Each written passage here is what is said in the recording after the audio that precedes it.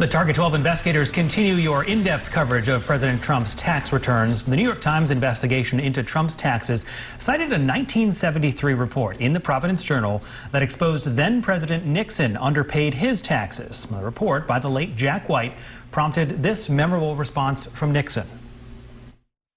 I welcome this kind of examination because people have got to know whether or not their president's a crook. Well, I'm not a crook. I've earned everything I've got. Well, the following year, Jack White was awarded the highest honor in American journalism, the Pulitzer Prize, for his report.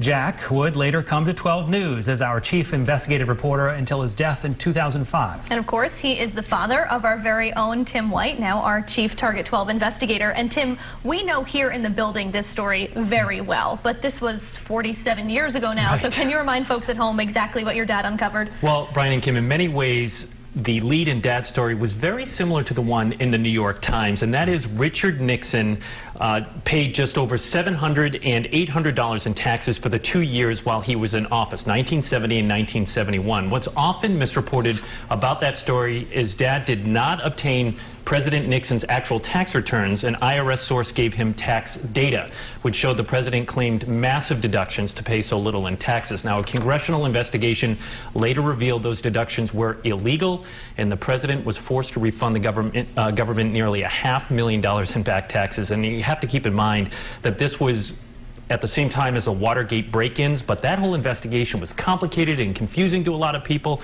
This wasn't. It was tangible. The president paid less taxes than they did, and people got it. Okay, there's so much interesting about this as we go back in the decades here, but your father's report almost didn't happen at all. Yeah, that's right. Just as he was finishing up writing the story, the union that represents the reporters at the Providence Journal, the Guild, went on strike. And for 12 days, Dad walked the picket line with the story literally in his back pocket. I asked him what that was like, and he told me he was petrified another news outlet was going to break the story. Both the New York Times, Washington Post were working on it at the same time. But even though it was a scoop of a lifetime, he refused to cross the picket line. Held it right there in his pocket. He really did, out of the typewriter in his back pocket. Don't let anybody else get their hand on. So not to age you a little bit here. Great, I'm going to love this question. Anyway, you were born the year your father won the Pulitzer. Yes, you know, and after the New York Times story came out last night, I went down to my basement to find clippings from Dad's story, and I found this. This is look at the size of this paper. Yeah. May 7th, 1974, Providence Journal announcing the Pulitzer win with Dad, and a journal photographer came to our house and snapped one of my favorite shots, which is on the back page. Look at this. It's my dad there in the middle, as you can see, my mom on the left, and my two older brothers, John and Pat. In Dad's arms right there.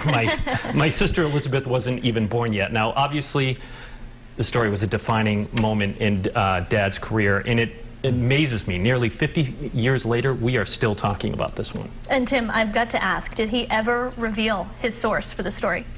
He never did. And even with his son pestering him all the time, I would say, come on, Dad, just tell me who the source was, and he would just look at me and stare.